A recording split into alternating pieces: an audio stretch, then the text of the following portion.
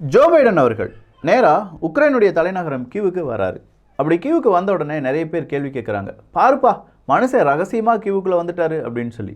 ஆனால் வெளி உலகத்துக்கு தெரியாத ஒரு உண்மையை வெள்ளை மாளிகை வெளி உலகத்துக்கு சொன்னது. அது என்னன்னா, ஜோ பைடன் அவர்கள் வரப்போகிறாரு, உக்ரைனுக்குள்ளே வரப்போகிறாரு அப்படிங்கிறத நாங்கள் யாருக்கு சொல்லியிருந்தோம்? ரஷ்யாட்ட சொல்லியிருந்தோம். அதனால தான் அவங்க மிசைல் எதுவும் ஏவாமல் இருந்தாங்க. அதை விட்டுட்டு அவர் ரகசியமாலாம் வரலப்பா அப்படிங்கிறது தான். ஸோ ஜோ பைடன் அவர்கள் இப்போது உக்ரைனுக்குள்ளே வந்திருப்பது ஒரு பெரிய சலசலப்பையும் அதே நேரத்தில் உக்ரைனுக்கு ஒரு பெரிய பூஸ்டாகவும் இருக்கும். காரணம் என்ன? ஒரு வருடம் ஆக போதுங்க. February 24, 2023 வந்துருச்சுன்னா ரஷ்யா உக்ரைன் போர் தொடங்கி ஒரு வருடம் ஆக போகுது. இந்த ஒரு வருடத்துக்குள்ள அமெரிக்காவினுடைய அதிபர் உக்ரைன் பக்கம் வரவே இல்லை. ஸோ இப்போ வந்திருக்காருன்னா உக்ரைன் ரொம்ப வீக் ஆயிடுச்சுன்னு யாரும் நினைக்க வேண்டாம். அது ரொம்ப பெரிய தவறான கருத்து. நாங்கள் உக்ரைனை ஸ்ட்ராங் படுத்துறதுக்காக இருக்கோம்.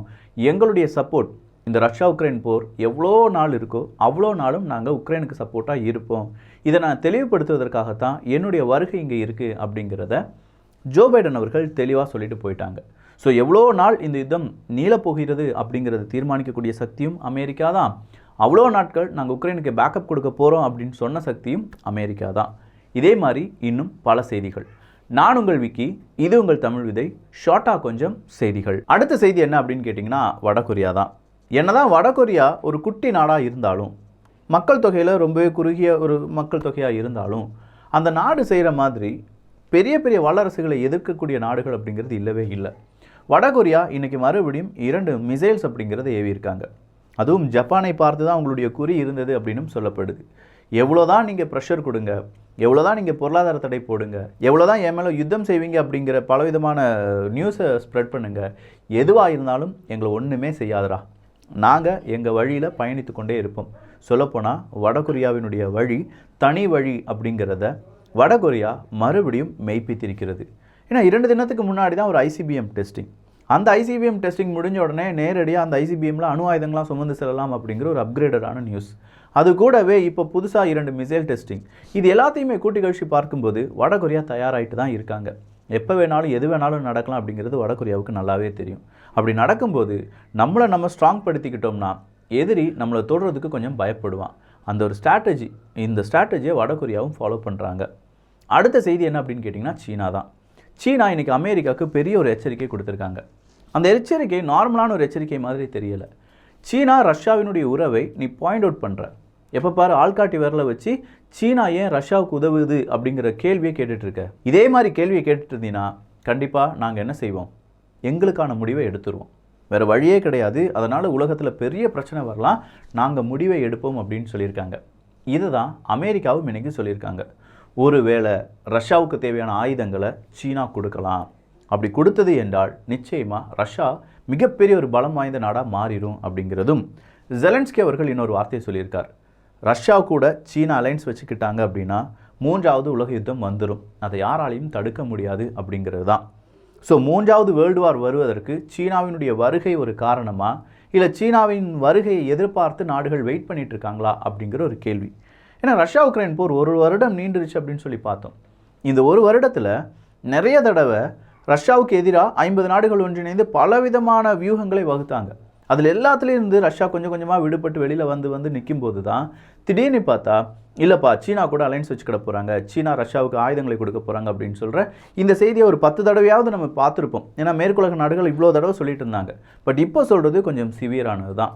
ஏன்னா பைடன் அவர்களுடைய பயணம், யூகேனுடைய பாரிஸ் ஜான்சன் அவர்களுடைய பயணம், இப்படின்னு சொல்லி நிறைய பேருடைய பயணம் உக்ரைனுக்கு மிகப்பெரிய ஒரு பூஸ்ட் அமைந்திருப்பதால் எப்போ வேணாலும் என்ன வேணாலும் நடக்கலாம். அதுக்கு இனி சீனா தயாராகிட்டாங்களா என்பது மட்டுமே ஒரு கேள்வி. போலந்து இன்னைக்கு அமெரிக்கா கூட ஒரு பேச்சுவார்த்தையில் ஈடுபட்டு இருக்காங்க. அது என்னன்னா, எங்களுடைய நாட்டிலையும் கொஞ்சம் இராணுவத்தை நிப்பாட்டி வைங்கயா, உக்ரைனுக்கு தேவையான உதவிகள் எல்லாமே போலந்து வழியாக தான் போயிட்டு இருக்கு, திடீர்னு பார்த்தா அவன் அடிச்சிட போகிறான் போலந்து அப்படின்னு சொல்லி போலந்து அமெரிக்காட்ட ஒரு உதவியை கேட்டிருக்காங்க.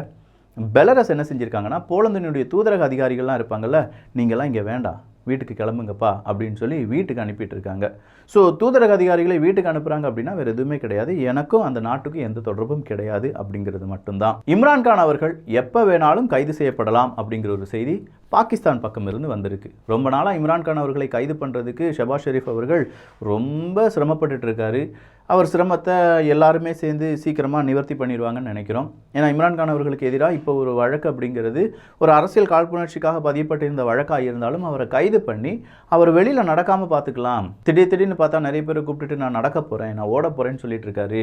அங்கே இருக்கக்கூடிய அரசாங்கத்துக்கு எதிராக பேசுகிறாரு, அங்கே இருக்கக்கூடிய உளவு பிரிவுக்கு எதிராக பேசுகிறாரு, அங்கே இருக்கக்கூடிய இராணுவத்துக்கு எதிராக பேசுகிறாரு அப்படின்னு சொல்கிற பல குற்றச்சாட்டுகள் இம்ரான்கான் மீது வைக்கப்படுகிறது. ஆனால் உண்மையிலேயே மிலிட்ரியும் அங்கே இருக்கக்கூடிய அரசியல் கட்சியும் சேர்ந்து பாகிஸ்தானை குட்டிச்சோராக மாற்றிட்டு இருக்காங்க என்பது குறிப்பிடத்தக்கது.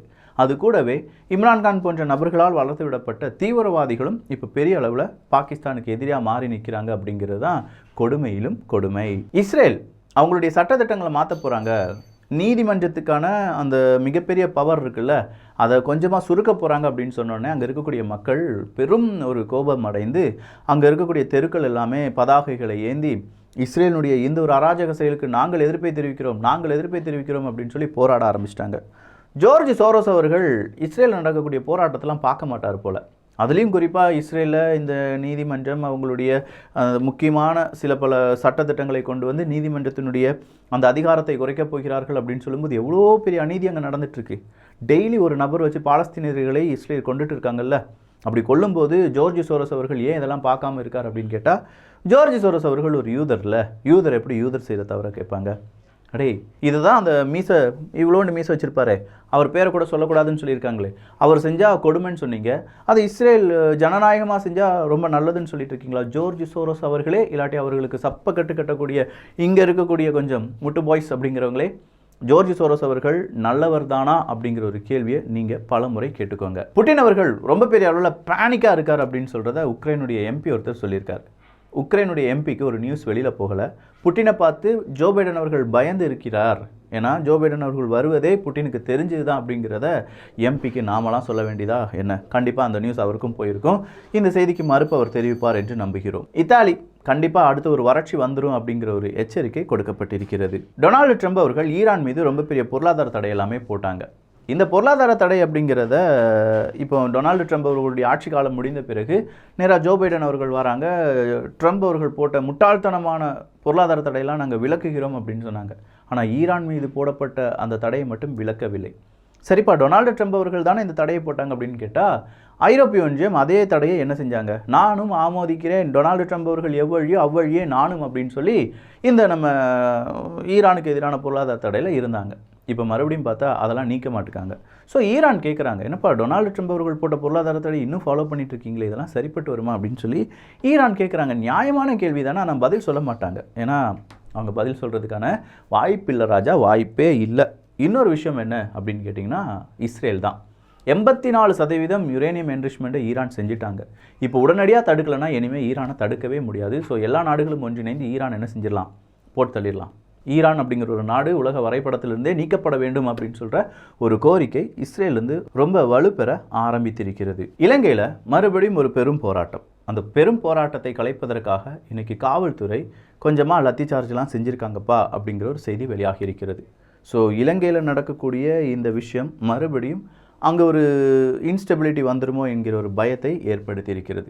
எரிக்சன் நிறுவனம் நம்ம எல்லாருக்குமே தெரியும். அவங்களும் என்ன செஞ்சுருக்காங்கன்னா இன்றைக்கி ரொம்ப லே ஆஃபை அறிவித்திருக்கிறார்கள். கிட்டத்தட்ட 1400 நபர்களை நாங்கள் வீட்டுக்கு அனுப்புகிறோம் ஸ்வீடன்லேருந்து அப்படிங்கிற அறிவிப்பு வெளியிடப்பட்டிருக்கிறது. புட்டின் அவர்கள் கண்டிப்பாக சீனாவினுடைய உயர் அதிகாரிகள் எல்லாமே பார்ப்பாங்க. ஏன்னா சீனாவினுடைய உயர் அதிகாரிகள் எல்லாருமே மாஸ்கோவுக்கு ட்ரிப்புக்கு வராங்களாம். அப்படி பார்த்து பேசுவாங்க, நிறைய விதமான வார் ஸ்ட்ராட்டஜிலாம் பற்றி பேச போகிறாங்க அப்படிங்கிற செய்தியும் வெளியாகி இருக்கிறது. ஸோ ஓவராலாக நிறைய செய்திகள் சொல்லியிருக்கோம். புது செட்டப் வேறு ஒன்றுமே கிடையாது, சின்ன ஸ்டுடியோ சேஞ்ச் தான். இந்த செய்திகளை பற்றிய உங்களுடைய கருத்துக்கள் இங்கே வரவேற்கப்படுகின்றன. எல்லோரும் தமிழ் விதையில் இணைந்திருங்கள். நல்லதை பகிர்ந்து நல்ல சமுதாயத்தை உருவாக்குவோம். நன்றி, வணக்கம்.